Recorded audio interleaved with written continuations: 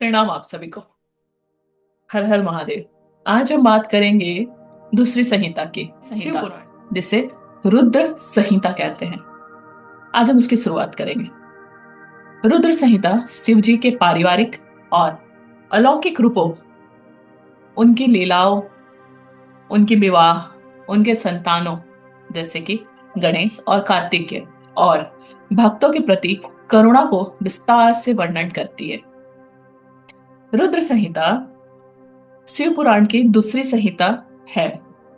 इस संहिता में प्रमुख 5 खंड होते हैं। पहला खंड होता है आपका सृष्टि खंड। सृष्टि खंड में ब्रह्मांड की उत्पत्ति, शिव की इच्छा से सृष्टि का आरंभ, ये सब कुछ इसमें बताया गया है। दूसरी संहिता होती है सती खंड। सती खंड में सती की कथा होती है।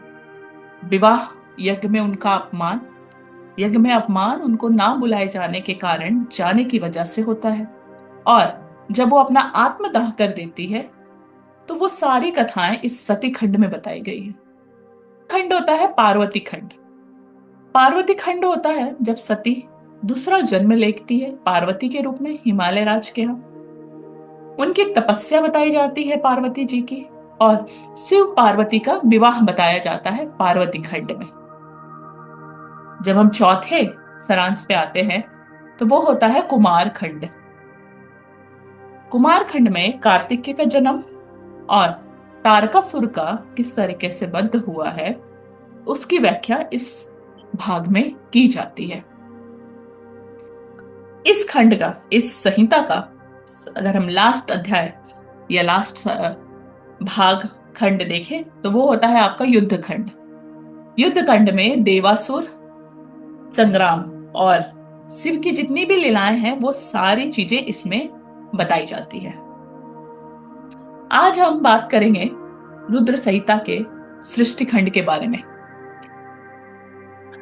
अगर सृष्टि खंड के बारे में हम बात करें तो कहानी यहां से शुरू होती है कि सभी देवता ब्रह्मा जी के पास जाते हैं और पूछते हैं, हे ब्रह्मा, आपने सृष्टि की रचना की लेकिन शिव को भूल गए।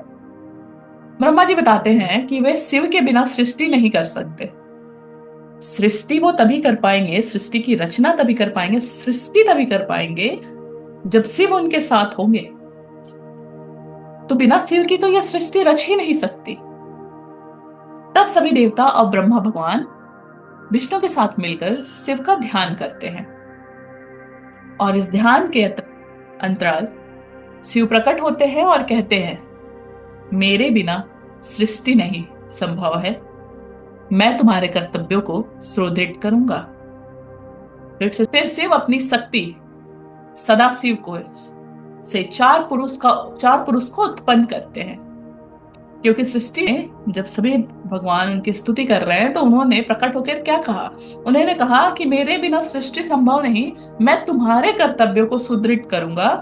इस वजह से भगवान शिव अपनी शक्ति से, यहां मैं शक्ति पे बल दे रही हूं क्योंकि आगे हम शिव और शक्ति के बारे में भी पढ़ेंगे, इसलिए शिव अपनी शक्ति से सदाशिव से 4 पुरुष को उत्पन्न करते हैं। 4 पुरुष को अगर मैं बताऊं तो वो है सनक, सनातन, सनंदन और संत कुमार। ये कौन है? ये 4 ऋषि हैं। ये 4 ऋषि ब्रह्म ज्ञान के प्रतीक है। ऋषि है जो ब्रह्म ज्ञान के प्रतीक है। चूंकि ये शिव से उत्पन्न हुए हैं इसलिए शिव अपनी शक्ति से महासती महासती सती को उत्पन्न करते हैं, जो बाद में दक्ष प्रजापति की पुत्री बनती है। शिव तो आ गए, उनके 4 रूप आ गए, बट शिव बिना शक्ति के अधूरे हैं। इसलिए महासती को भी उन्होंने, अपनी शक्ति को भी उन्होंने उत्पन्न किया, जो महासती के नाम से महाराजा प्रजापति जो दक्ष थे उनके यहाँ पुत्री बन के जन्म ली।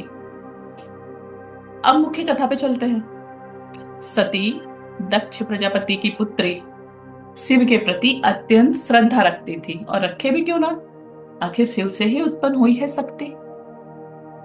वे जन्म से ही शिव को अपने आराध्य के रूप में जानती हैं।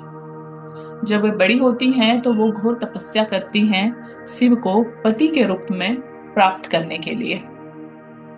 शिव पहले उन्हें मना कर देते हैं, पर उनकी अटल भक्ति और तपस्या से प्रसन्न होकर विवाह के लिए तैयार हो जाते हैं। तो ये जो मैंने बहुत ही छोटे शब्दों में आपको सारी कथा बता दी, इस कथा से हम यह सीखते हैं कि सच्ची निष्ठा, प्रेम और तपस्या से शिव जैसे महादेव को भी प्रसन्न किया जा सकता है, जो बहुत ही दुर्लभ तरीके से प्रसन्न होते हैं, जो आपकी कड़ी से कड़ी परीक्षा भी लेते हैं, जैसे उन्होंने सती की ली थी।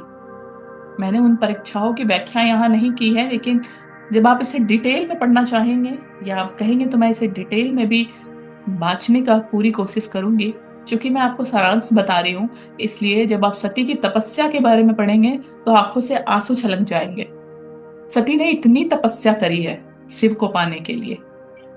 तो यह कथा हमें यह बताती है कि सच्ची निष्ठा, प्रेम और तपस्या से ही शिव जैसे महादेव को आप प्रसन्न कर सकते हैं। सती के साथ ही हम इसका और एक एग्जाम्पल देखें तो रावण, क्या रावण ने अपना सिर को नहीं काटने के लिए, शंकर भगवान को प्रसन्न करने के लिए अपना सर उतारने को नहीं तैयार हो गया था? रावण भी अपना सर महादेव के, अपनी शीश को महादेव के चरणों में उतारने को तैयार हो गया था, और तभी शंकर भगवान प्रकट होते हैं। तो ये अलग कहानी है, हम शिव पुराण में ही रहते हैं और इसमें हम सती को पहचानते हैं। तो अगर इन सबको मैं आपको नरेट कर दूं कि शांत शिवदान क्या है, या शांत शिव को पाने की जो तपस्या है सती की, और कैसे सृष्टि की रचना है, तो जब सृष्टि को गति चाहिए थी तब प्रेम को परिभाषा चाहिए थी। तब स्वयं महादेव को अपनी शक्ति से सती को इस संसार में उतारा। सती जिनका मन शिव में लीन था, जिन्होंने तप से अपने ईश्वर को पाया, और शिव जो विरक्त थे परंतु प्रेम के आगे झुक गए, अर्थात लड़ झगड़ कर, कटु वचन कह के आप काम तो करवा सकते हैं लेकिन अपने लिए सम्मान नहीं करवा सकते। तो अगर आपको किसी को झुकाना है इन द सेंस कि अगर आपको सम्मान चाहिए तो आपको सम्मान देना भी पड़ेगा। आपको सामने वाले से मीठे शब्द चाहिए तो आपको मीठे शब्द बोलने भी पड़ेंगे। और यही प्रेम था जिससे शिव विरक्त होते हुए भी प्रेम के आगे झुक गए। यह केवल विवाह नहीं था, यह दो आत्माओं का मिलन था, यह ब्रह्मा और शक्ति का संगम था। ब्रह्म सृष्टिकर्ता जो कर्तव्यों का पालन करने के लिए भगवान को वचन दिए थे, तो यह ब्रह्म और शक्ति का मिलन था, संगम था। जहां शिव मौन है वहां सती उनकी ध्वनि बनती है, और जहां शिव शून्य है वहां सती सृष्टि बनाती है।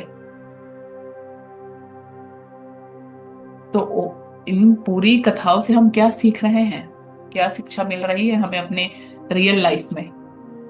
भक्ति और तपस्या का फल अवश्य मिलता है। कुछ विलंब हो सकता है, कुछ परीक्षाएं हो सकती है, लेकिन भक्ति और तपस्या का फल अवश्य मिलेगा। प्रेम का आधार त्याग और आत्मसमर्पण है। जैसे कि आप कहीं भी किसी भी जगह पे कोई भी प्रवचन सुन लीजिए, कोई भी ग्रंथ पढ़ लीजिए, कितने ही पुराण पढ़िए, सब में आपको त्याग करना है। अर्थात जैसे हमारे बीके शिवानी कहती हैं कि आपको हमेशा देने वाला बनना है, और यही बात हर जगह कही गई है। हर जगह मतलब आपको त्याग करना है। दोनों हाथों से आप जितना लुटा सकते हैं लुटाइए, क्योंकि यही आपके पास वापस आने वाला है। और आत्मसमर्पण, ईश्वर किसी जाति, लिंग, स्थिति से नहीं बनते। अगर आप छुआछूत की भावनाएं पाल रही हैं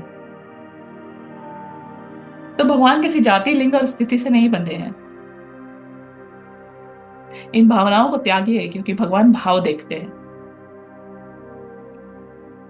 ये सारी भावनाओं को हटा के भक्ति के रूप में रम जाइए, क्योंकि वे भक्ति से वशीभूत होते हैं, केवल भक्ति से। शिव जो योगी है, विरक्त है, वे भी सच्चे प्रेम से जुड़ सकते हैं।